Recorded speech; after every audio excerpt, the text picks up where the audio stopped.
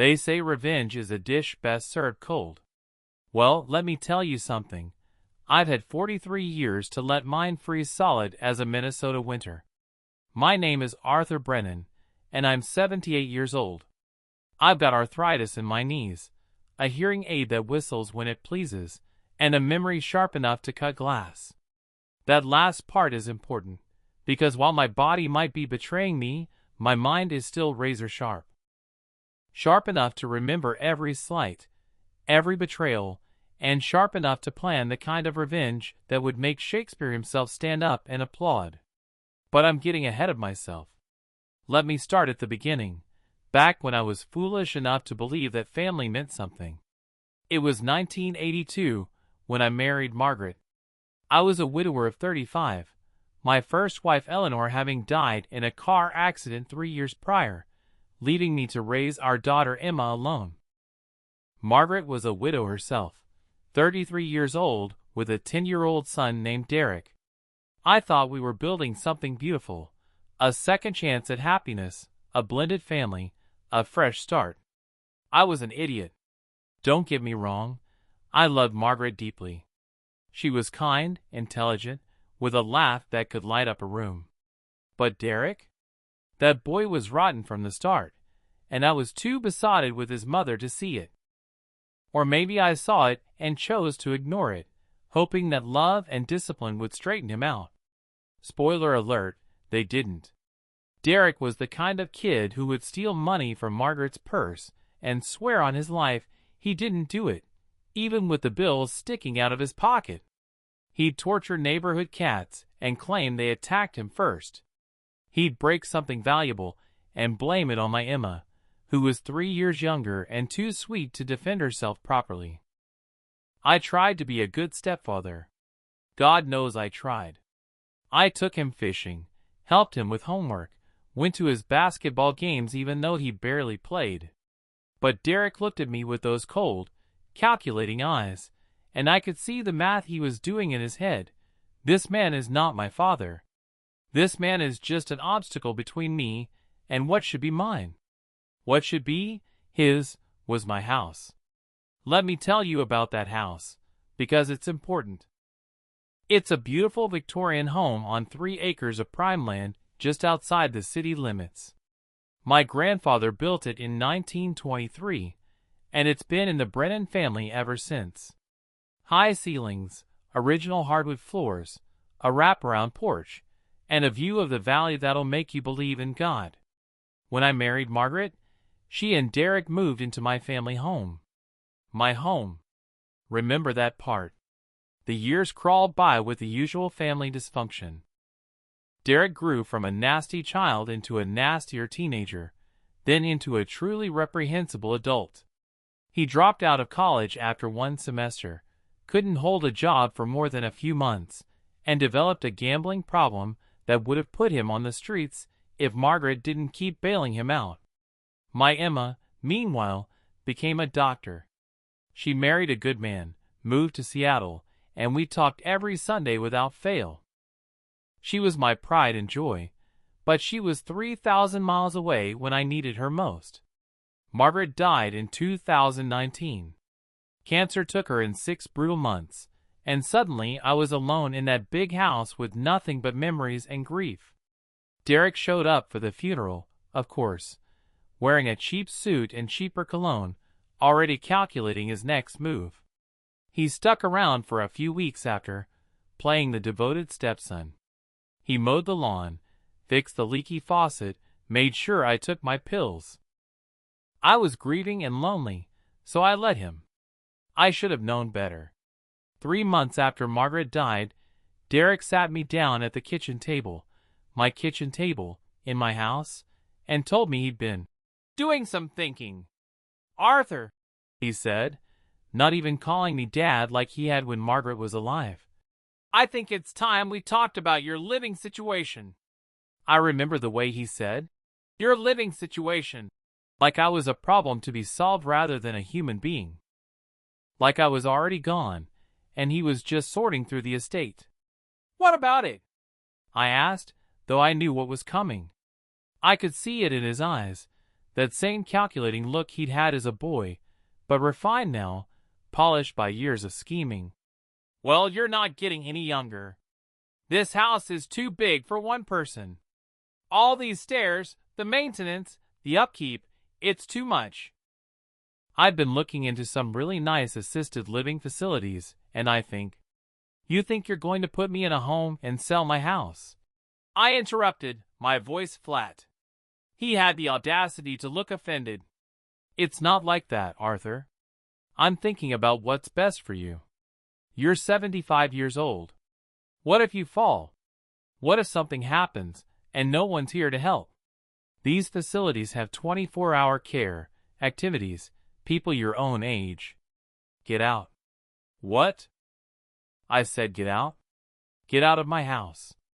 His mask slipped for just a moment, and I saw the real Derek underneath, the vicious, greedy weasel he'd always been. But then he composed himself, held up his hands in that placating way that made my blood boil.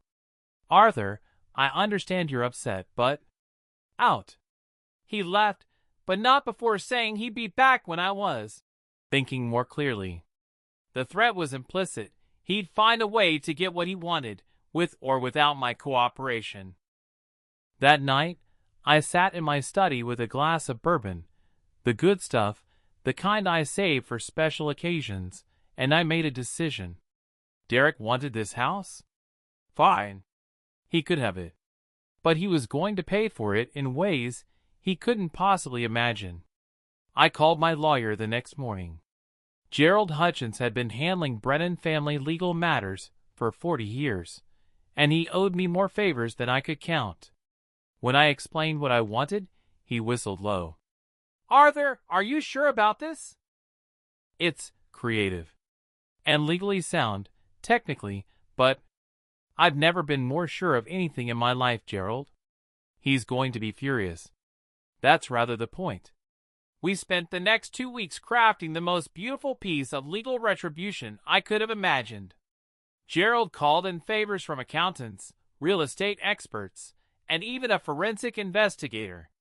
When we were done, I had a masterpiece. Then I waited.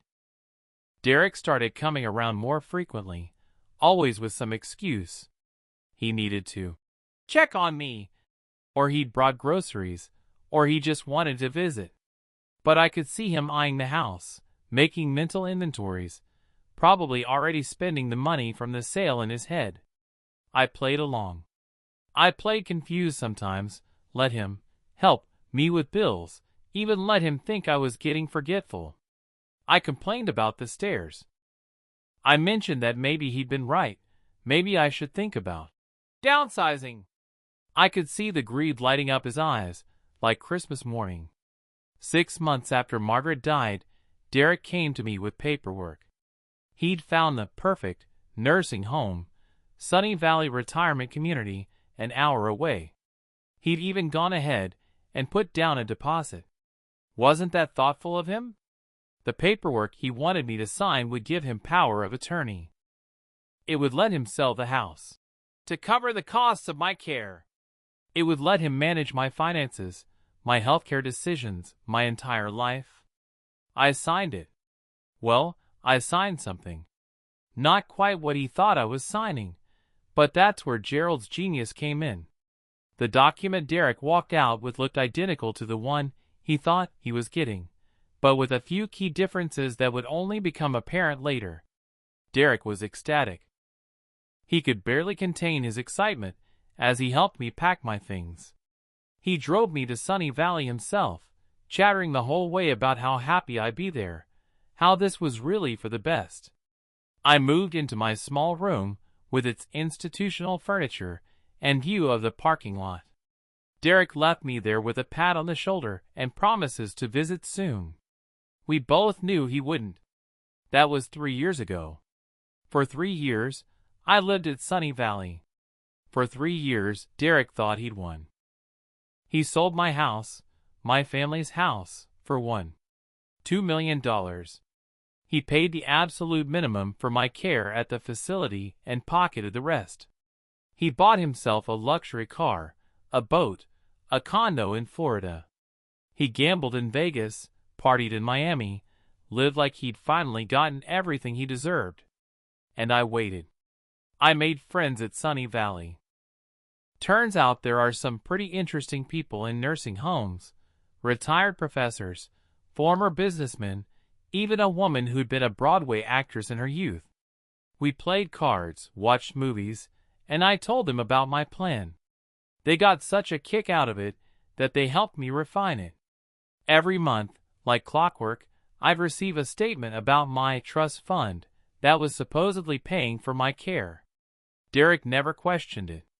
Why would he? He thought he'd gotten everything. But Derek, you see, had forgotten something important. I wasn't just some old man he could brush aside. I was Arthur Brennan. I'd built a successful construction company from nothing, raised a daughter by myself, survived loss and heartbreak that would have broken lesser men. And I had 43 years of watching him be a snake to prepare for this moment. The first hint Derek got that something was wrong came on a Tuesday morning in November. 3 years and 2 months after he dumped me at Sunny Valley. He received a letter from Gerald Hutchins's office requesting his presence at a mandatory meeting regarding the Brennan estate settlement. He probably thought there was more money coming, another account I'd forgotten about that he could raid. He showed up at Gerald's office in his expensive suit, driving his expensive car, probably dreaming of his next vacation. Gerald greeted him with a smile that didn't reach his eyes. "Derek, thank you for coming. Please sit down. What's this about, Mr. Hutchins?" "Has Arthur." He couldn't even finish the sentence, couldn't even pretend to care. "Oh, Arthur's fine. Healthier than ever, actually. This is about the house." Derek relaxed. "The house? I sold it years ago. Everything was legal. I had power of attorney." "Yes, about that." Gerald opened a folder thick with documents. "You see, Derek, there were some irregularities in the sale that have come to light." The color started draining from Derek's face. "What kind of irregularities?" "Well, let's start with the fact that the power of attorney you thought you had? It was never valid." "That's impossible." Arthur signed a document, yes. But not the one you thought. The document you received was a very convincing forgery that we arranged. What Arthur actually signed was something quite different.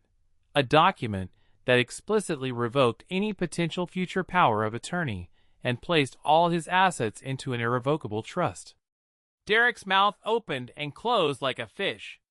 But the nursing home, the payments, were made from a separate account that Arthur set up specifically for that purpose. The house sale? Also invalid, because you had no legal authority to sell it. This is insane. I sold that house 3 years ago. The new owners were carefully selected investors who were in on the plan from the beginning. They'd been paying rent into Arthur's trust for the last 3 years, with the understanding that the house would revert to Arthur's ownership when the time was right. That time is now. Derek stood up so fast his chair fell over. "This is fraud. I'll sue." "You'll what, Derek?" Gerald's voice was ice. "You'll sue us for tricking you into committing fraud yourself? Because let's be very clear about what you did. You manipulated an elderly man into signing over his assets under false pretenses. You sold property that wasn't yours to sell. You took money that wasn't yours to take. And you did it all while forcing that man into substandard care while you lived like a king on his money." I didn't. The nursing home was nice. I paid for his care." Gerald slid another document across the desk. "Did you? Because according to this audit of your finances, you paid exactly $1,847 per month for Arthur's care at Sunny Valley, the absolute minimum required by the contract. Meanwhile, you spent over $800,000 of the money from the house sale on yourself. Cars, gambling, trips, a condo. Should I go on?" Derek's hands were shaking. "What do you want?" What do I want? This isn't about what I want, Derek. This is about what's going to happen. You're going to return every penny you took from that house sale. Every single penny. I don't have it. I spent it. Then you'd better figure out how to get it, because the alternative is that we turn all of this evidence over to the police and the district attorney. Elder abuse, fraud, embezzlement, these are serious crimes, Derek. You could be looking at 15 to 20 years in prison. I wish I could have seen his face at that moment. Gerald recorded the meeting, perfectly legal in our state, and watching it later became one of my favorite pastimes. The way Derek's face went from confusion to shock to horror to despair was absolutely beautiful. I'll need time, Derek finally whispered. You have 30 days to return the full amount, $1,187,463.82 to be exact. That's the sale price minus the monthly payments you actually made, plus interest. You can take out loans, sell your assets, I don't care. But if we don't have the full amount in 30 days, we go to the police. Derek left that office a broken man.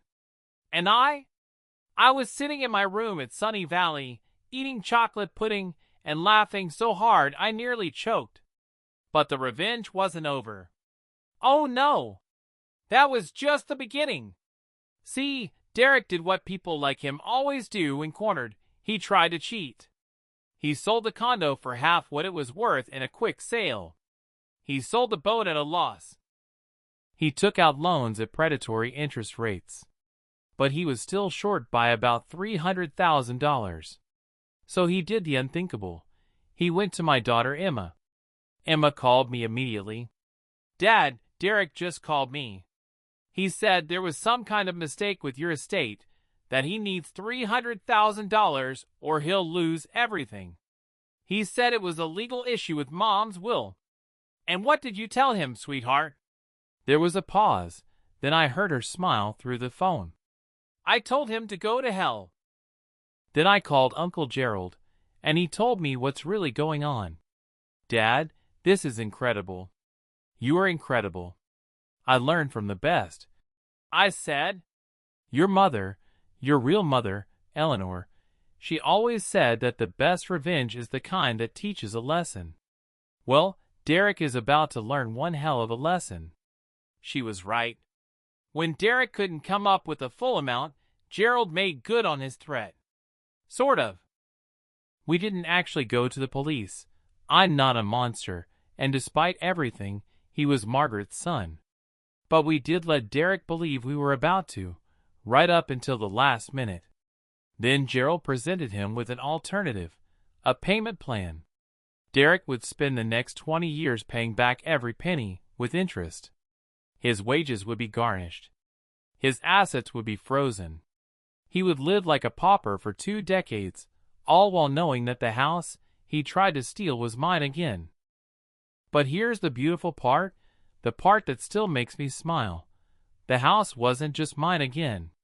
Gerald and I had restructured everything so that the house was now held in a trust for Emma. When I died, actually died, not the death Derek had been hoping for, Emma would inherit everything. Derek would get nothing. Not a penny, not a memento, nothing. And just to twist the knife a little more, I moved back into the house. That's right. After 3 years at Sunny Valley, I packed my bags, said goodbye to my friends, who gave me a standing ovation at dinner that night, and moved back into my family home. The renters, who'd been caring for it beautifully, I might add, moved out right on schedule, and I reclaimed my life. Derek, meanwhile, was forced to move into a studio apartment in the worst part of town. His car was repossessed. His credit was destroyed.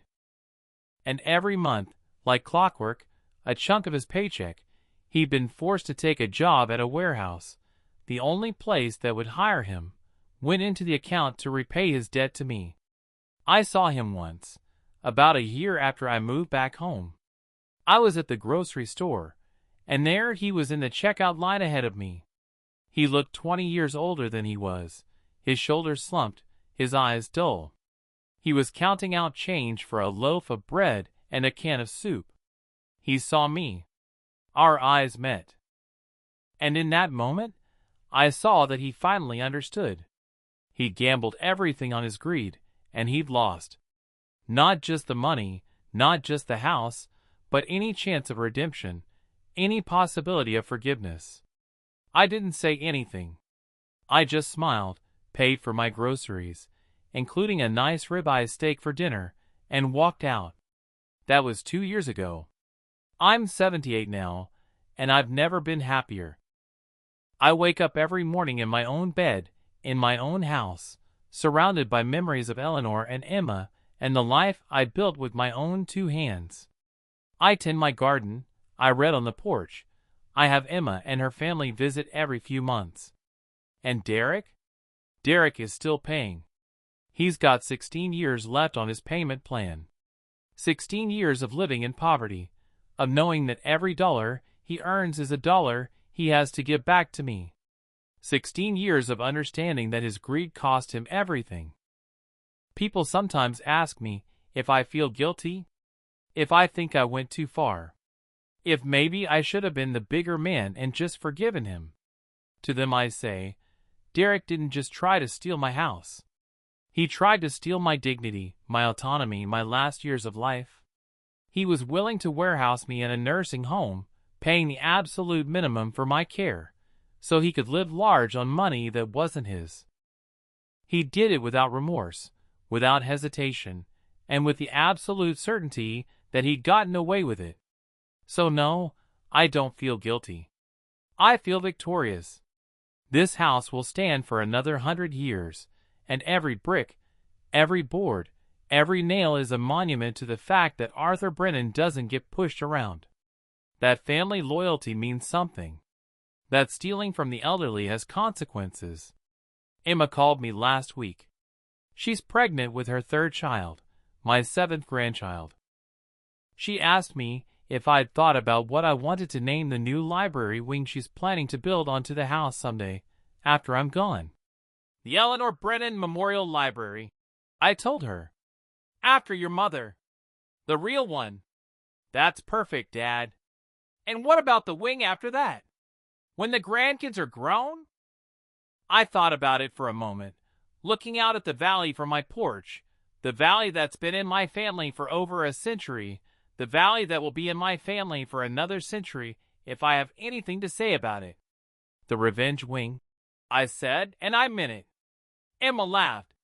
You're terrible. No, sweetheart. I'm fair. There's a difference. I'm writing this all down now, everything that happened, because someday my grandchildren will want to know the story. They'll want to know about the house, about their great-great-grandfather who built it, about me and Eleanor and Emma, and yes, even about Derek.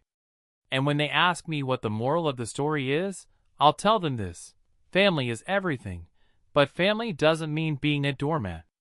It means protecting what's yours, standing up for what's right, and making damn sure that people who betray the trust face the consequences. Derek thought he was so smart, so clever. He thought that because I was old, I was weak. He thought that because I was grieving, I was vulnerable. He thought he could take everything I'd worked for, everything my family had built, and there would be no consequences. He was wrong. I'm 78 years old. I've got arthritis in my knees, a hearing aid that whistles when it pleases, and a memory sharp enough to cut glass. And I've got my house, my dignity, and the satisfaction of knowing that the man who tried to rob me of both is still paying the price. They say revenge is a dish best served cold. Well, mine was frozen solid for 3 years, and when Derek finally took a bite, it gave him frostbite that will last for decades. And you know what? It tastes delicious. Last week, I got a letter from Derek. After 5 years of silence, he finally worked up the courage to write to me. The letter was 5 pages long, single-spaced, and it started with the words, "I'm sorry." He went on to explain how he'd been thinking about what he'd done, How he understood now how wrong it was, how he wished he could take it all back. He said he'd been in therapy, working through his issues with greed and entitlement. He said he wanted to make amends, not just financially but spiritually. I read the letter 3 times, sitting in the study where I had first planned my revenge 5 years earlier. And then I did something that surprised even me. I wrote back. Not with forgiveness. Derek didn't deserve that, and forgiveness would cheapen what he'd done. But with acknowledgement. I told him that I received his letter, that I appreciated him taking responsibility, but that actions have consequences. I told him that the payment plan would continue, that there would be no early forgiveness of his debt, but that if he continued on this path of genuine remorse and change, perhaps someday, before I died, we could have a conversation. Just a conversation. Nothing more. I'm not a monster, you see. I'm not cruel for the sake of cruelty. But I'm also not a fool. Derek spent 43 years being a selfish, greedy person. One letter doesn't change that. But maybe, just maybe, if he spends the next 16 years actually becoming a better person, paying his debt not just with money but with genuine change, then perhaps there's a tiny possibility of, not forgiveness, but perhaps understanding. Maybe, or maybe not. We'll see. In the meantime, I'm going to keep waking up in my house, keep loving my daughter and my grandchildren, keep tending my garden and reading on my porch and living the life that I built and that no one can take from me. Because in the end, that's what this was all about. Not just revenge, though that was satisfying, but about showing Derek, showing the world, showing myself that Arthur Brennan is not a man to be trifled with. That age doesn't equal weakness. That underestimating your elders is a grave mistake. I've got a few good years left in me, maybe more if I'm lucky. And I'm going to spend every single one of them in this house, on this land, surrounded by people who actually love me. And Derek? Derek's going to spend the next 16 years remembering why you don't steal from family. They say revenge is a dish best served cold. I say it's best served with a side of justice and a long, long memory. Welcome to the Brennan family, Derek. Class is in session, and tuition is due for the next 16 years. The end.